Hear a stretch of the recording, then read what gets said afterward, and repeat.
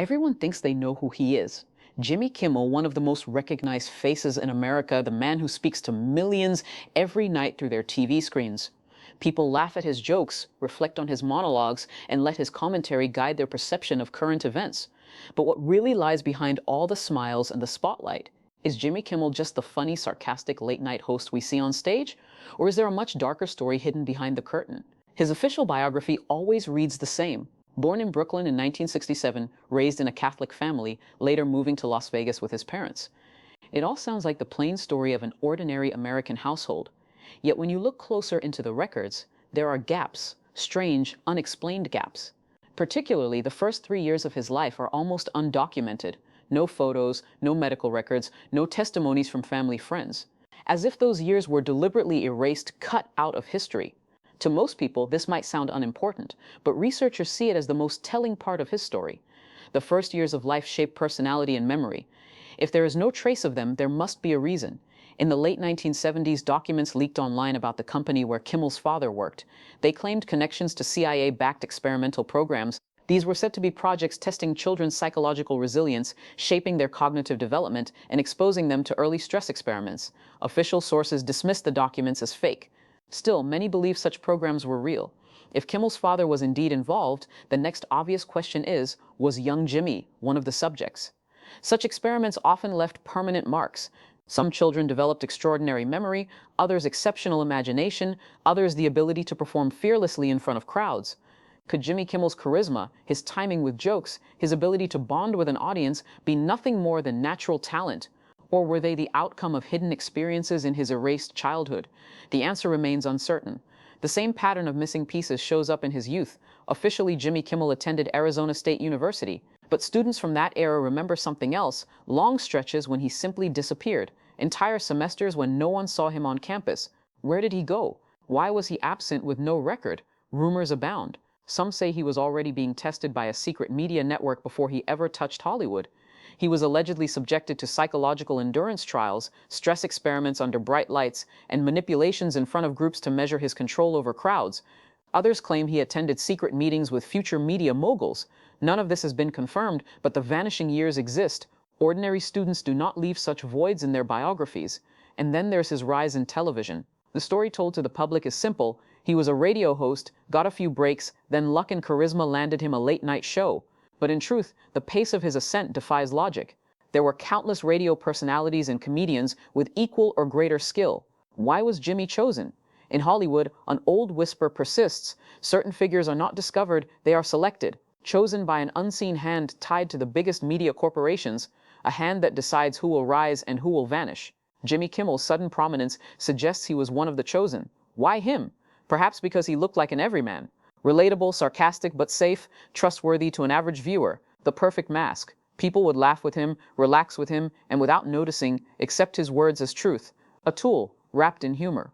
But being chosen is not a free ride. It comes with a cost. Over the years, stories emerged of Kimmel falling into deep depression, pausing his show, or performing with a forced smile. Cameras captured a happy mask, but once the lights went off, silence swallowed him. He would retreat into long hours of solitude. A simple joke from his show often turned into the topic of nationwide debate. An offhand remark became a headline. A punchline became the spark of controversy. Was this simply the natural influence of a popular entertainer, or was it the visible tip of an invisible plan? During certain election cycles, observers noticed a pattern. Markets shifted, online narratives spread, and the public mood swayed after one of his broadcasts. Could a late-night host really move millions in ways that shaped political and economic outcomes? Or was he reading from a script written far beyond his writer's room? His friends recalled strange disappearances, weeks when he would vanish with no explanation. Not a vacation, not a publicized trip, just gone. Even his closest colleagues did not know where he was. And when he returned, subtle changes lingered. He seemed slightly different. His walk, his tone, his gestures, small but perceptible. Almost as if the Jimmy who left was not the same Jimmy who came back. Whispers grew louder in Hollywood back rooms. Some claimed Kimmel was not one man but many. That Jimmy Kimmel was a role, passed from actor to actor, each trained to maintain the illusion. The mask was seamless, the continuity uninterrupted. The audience laughed, unaware they were watching different men embody the same character. Skeptics point to inconsistencies in his own stories. Over the years, Kimmel gave interviews about his childhood, his first jobs, his early influences, yet details kept changing. The neighborhood he described shifted, the timeline of events adjusted. Even the names of mentors varied. Were these simple lapses of memory, or the clumsy stitching of a manufactured backstory? When an identity is rewritten too many times, cracks appear in the narrative. On internet forums, theories multiplied. Some insisted Jimmy Kimmel never existed as an individual. He was always a fabrication, designed in a boardroom, built like a product, launched like a brand. The person on screen was merely the vessel. Like an actor in a carefully scripted play, his job was to perform the illusion of authenticity. Conspiracy enthusiasts pored over archival footage. They compared his earliest television appearances with modern broadcasts. They slowed his speech, froze his gestures, measured his facial proportions. What they found, they said, were subtle discrepancies. A tilt of the head, the cadence of a laugh, the rhythm of his walk, variations too consistent to be random, but too small to be accidental. If replacements were rotating in and out, this would be exactly what you'd expect to see. Imagine the scale of such deception. A national audience convinced they were watching the same man for decades, when in fact a carousel of actors wore the same mask. The greatest theatrical performance ever staged, yet played not in a theater but in living rooms across America. Behind the scenes, his associations raised more questions. The people who surrounded him were not the typical entourage of a comedian. They included media executives, political strategists, and individuals rumored to have ties to intelligence agencies. What would such people want with a late-night host, unless he was more than a host, unless he was a conduit? The psychological toll of this double life became apparent. Reports of Kimmel's recurring nightmares, his fear of mirrors, his dread of solitude, they paint the picture of a fractured mind.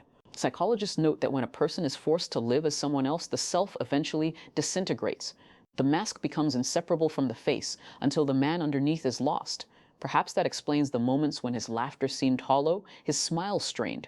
Perhaps the man behind the mask occasionally surfaced, suffocating beneath the weight of his role. Audiences thought they were witnessing exhaustion, but what if they were witnessing a man cracking under the pressure of pretending to be himself? Still, the illusion held. Millions tuned in every night, and every night the mask performed flawlessly. The humor flowed, the audience roared, and the machine hummed on. Behind the laughter, however, a deeper mechanism turned. Propaganda cloaked in comedy, influence disguised as entertainment, manipulation hidden in plain sight. If Jimmy Kimmel is not an individual but a brand, then his show is not a program but a delivery system. A channel through which the unseen hand shapes perception, injects narratives, and maintains control. The writers may be talented, the jokes may be clever, but the intent may not belong to them.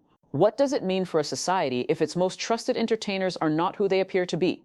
What does it mean if laughter itself is weaponized? If people drop their guard when they laugh, then laughter becomes the perfect Trojan horse.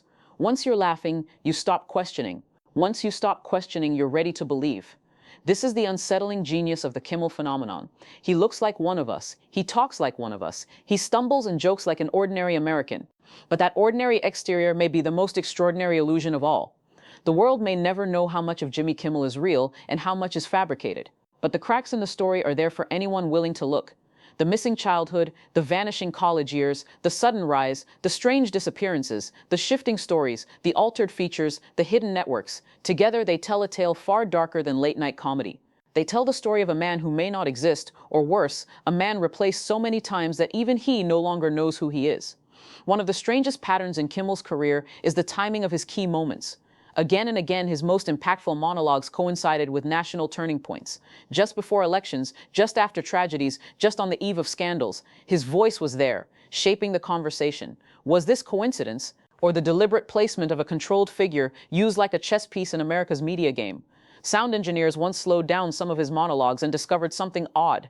Certain words repeated in rhythmic intervals, barely noticeable at normal speed, but unmistakable when analyzed. Were these subliminal cues, phrases designed to slip past the conscious mind and settle deep in the subconscious? If so, then Jimmy Kimmel's jokes were more than jokes. They were coded suggestions. Imagine millions of viewers laughing, unaware that beneath the humor, their minds were being quietly trained. What if comedy itself had been turned into a psychological weapon? Theories sprang up that Kimmel's true role was not to entertain, but to hypnotize. That the rhythm of his delivery, the cadence of his laughter, the timing of his pauses, all of it was calculated to bypass critical thinking. People who studied his physical appearance also noticed peculiarities. Not only the natural shifts of aging, but changes more profound. The jawline, the ears, the curve of his smile, all subtly inconsistent over the years. Of course, skeptics pointed to cosmetic surgery, but conspiracy theorists insisted otherwise. To them, these were the telltale signs of substitution. Different men, each playing the role of Jimmy Kimmel, each introduced quietly while the nation watched, unaware. If that were true, then America has been living through the greatest theatrical deception ever staged. For decades, the same name, the same brand, the same show, but behind it, a rotating cast of stand-ins. It would mean Jimmy Kimmel is not a man at all. He is a mask worn by whoever is chosen to play him, a mask so powerful it can shape national opinion, a mask so trusted that people welcome it into their homes night after night, a mask so seamless that no one notices the actors changing beneath. Some journalists dared to push this theory further. They proposed that Jimmy Kimmel was not even a single project, but a franchise, a manufactured persona designed to be endlessly replicable, like a corporate product line, maintained and updated, but never tied to any one real individual. That would explain the shifting stories, the inconsistent details, the uncanny differences in his appearance. He was never meant to be a person. He was meant to be an idea. The deeper you dive into his biography, the more inconsistencies you find. Interviews contradict each other. Childhood tales conflict. Dates don't align. The puzzle pieces never fit. Perhaps that's the point. A deliberately unstable backstory keeps anyone from pinning down the truth. It leaves just enough room for doubt, just enough fog for manipulation. And then there are the associations. Again and again, those who gain access to Kimmel's orbit are not random. They are not simply comedians, writers, or producers. They are figures with ties to media conglomerates, political operatives, individuals whispered to have intelligence backgrounds. What need would such people have for a talk show host, unless he was their tool, unless the show was not really his at all, but theirs? That would mean every laugh line, every viral bit, every heartfelt monologue was part of a larger plan. A plan to shape public perception, a plan to move society by inches, a plan to make propaganda invisible by disguising it as entertainment. Meanwhile, the man at the center, if there even is a man, shows cracks, nightmares described by those close to him, nights of screaming, hours spent staring into mirrors, as if searching for the face beneath the mask, days of withdrawal, avoiding contact, retreating into silence, behavior that may look like exhaustion, but reads more like identity collapse. If multiple actors have rotated through the role, the psychological toll would be unimaginable. Imagine living as a man who is not yourself, day after day, year after year.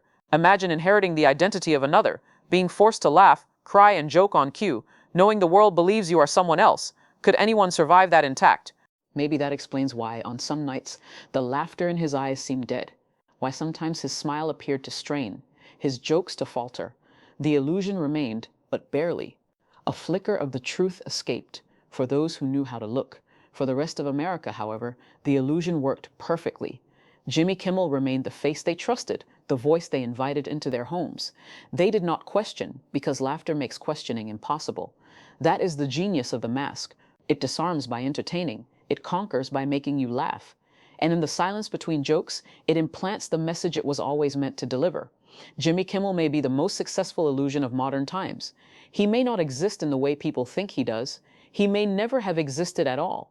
And if that is true, then what America has been watching all these years is not a man, it is a project. When you trace the arc of Jimmy Kimmel's career, it becomes harder and harder to believe it was natural. Every obstacle seemed to dissolve just before he reached it.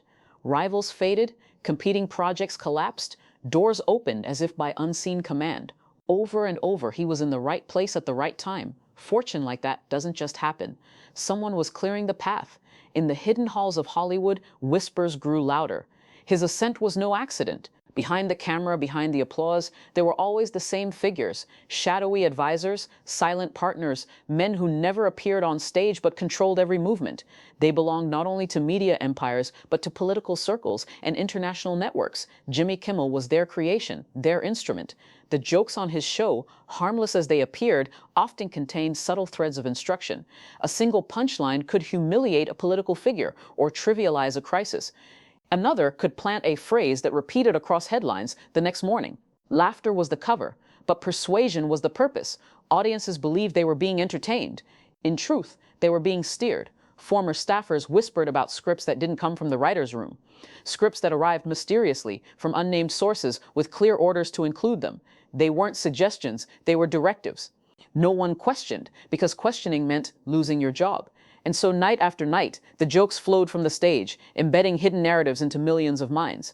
And what of the man himself? Accounts suggest Kimmel sometimes seemed to split into two beings.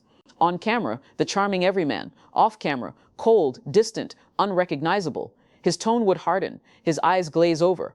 Colleagues described it as eerie, as if another personality emerged the moment the lights died. Was it the stress of fame, or was it the true self, peeking through the cracks? The most chilling possibility is that the true Jimmy Kimmel no longer exists. Perhaps he died young, in an accident or under darker circumstances. Perhaps he was replaced long ago by someone trained to wear his name and face. In this scenario, America has spent decades laughing at a ghost, a substitute kept alive by the machinery of media power.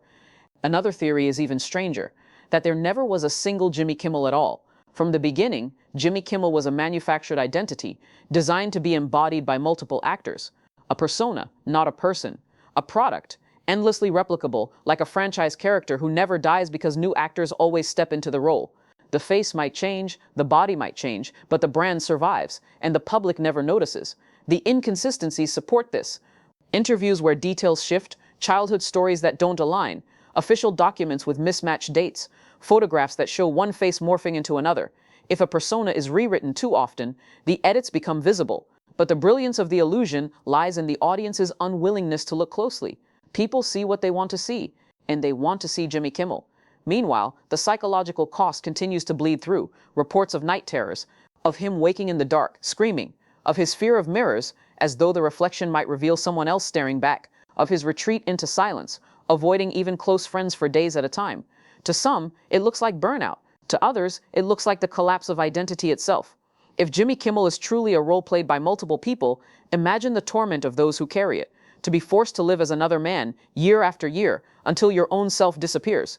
To laugh on cue, cry on cue, pretend to be the man America loves, knowing you are not him. It is no wonder the cracks show.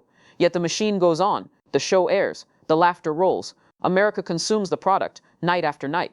No one asks why the timing of his jokes so often aligns with political needs. No one asks why certain narratives slip effortlessly into his scripts. They laugh instead, and laughter is the greatest shield of all. Jimmy Kimmel may be the most advanced propaganda device ever created, a human mask worn by many, built to distract, to entertain, to manipulate. The project is so seamless, so embedded, that most people never even consider it could be fake. That is the triumph of the illusion, the lie so big it cannot be believed. So who is Jimmy Kimmel? A man, a ghost, a brand, or an idea implanted into a nation, carried by whoever steps into the role? Perhaps the answer doesn't matter. Perhaps the very question is the trap. Because once you start to ask, you realize how thin the line between reality and fiction truly is. And maybe that's the point, to blur the boundary until no one knows what's real anymore, to make the mask more real than the man, to make the illusion stronger than the truth. The questions surrounding Jimmy Kimmel may never be fully answered, but the trail of evidence, missing years, shifting stories, vanishing acts, sudden rises, strange associates, points to something that cannot be dismissed as coincidence. Too many gaps, too many contradictions, too many perfectly timed turns. If this is all chance, then it is the most extraordinary sequence of chance events in modern history. If it is not chance, then it is design. A life so filled with erasures and inconsistencies suggests deliberate rewriting, each stage of his journey scrubbed and rebuilt, his past rearranged like a script under constant revision. Audiences think they know him because they've watched him for years, but what if what they've watched was never him at all? What if it was only the story of him retold, revised, and replayed until the illusion became indistinguishable from reality? The subtle changes in his face over time, the altered jawline, the unfamiliar smile, the eyes that seem to belong to someone else, support the suspicion. Aging cannot explain everything, nor can surgery. These are the fingerprints of substitution, of a role passed from one actor to the next. If that is true, then what we see every night is not a man but a mask, a role crafted to be played endlessly, no matter who stands behind it. A mask powerful enough to shape a nation's perception, trusted enough to infiltrate millions of homes, and seamless enough to go unquestioned for decades. What is the purpose of such a mask? Entertainment alone cannot justify it. The stakes are higher. Look at the influence. Look at how a single monologue echoes through the news cycle, how a joke reframes a scandal, how laughter erases anger, how ridicule destroys credibility. This is not mere comedy. This is narrative control, and so the disturbing possibility arises. Jimmy Kimmel is not simply a late-night host, he is an instrument, a delivery system, a project designed to channel certain ideas into the public consciousness while disguising them as humor. propaganda hidden in plain sight delivered with a smile. Meanwhile, the man or the men behind the mask fracture under the strain. Reports of nightmares, of screaming in the dark, of long silences and withdrawn stares, of a man terrified of mirrors, perhaps because the reflection no longer matches what he feels inside. These are not the signs of a healthy individual. They are the symptoms of an identity consumed by the role. Perhaps the truth is darker still. Perhaps the original Jimmy Kimmel never survived childhood. Perhaps he was taken by the same shadowy hands that shaped his rise. Perhaps every version since has been a substitute, trained and rotated, maintaining the illusion of continuity. In that case, the nation has spent decades laughing at a phantom, or perhaps he never existed at all. Perhaps Jimmy Kimmel was never a man, only an invention, a brand like any other, a corporate product line masquerading as a person. The audience never saw through it because they never imagined such a deception possible. They believed in Jimmy because they needed to believe in Jimmy. Whatever the truth, the effect is undeniable. Millions laugh, millions repeat his jokes, millions let his words shape their thoughts. They do not question, because laughter silences doubt. That is the real brilliance of the mask. It hides not with shadows, but with smiles. It persuades not with force, but with fun. And in the space where people should be skeptical, they are laughing instead. Jimmy Kimmel's story may be the greatest illusion of modern America. Not a biography, but a script. Not a man, but a role. Not reality, but a performance. The mask has outlived the man. The brand has outgrown the truth. The illusion has swallowed reality whole. So next time his face appears on the screen, pause before you laugh. Look into his eyes. Do you see a man or a character? Do you hear a joke or a directive? Do you feel amusement or manipulation? The answer may never be clear, and maybe that is the point, to leave you wondering, to leave you questioning, to blur the line so completely that you can no longer tell where truth ends and illusion begins. Because once you start to wonder, you cannot unsee it. The laughter changes, the mask becomes visible, and the silence behind the smile grows louder than the joke itself. Jimmy Kimmel may be the greatest mystery of our time, or he may be nothing at all.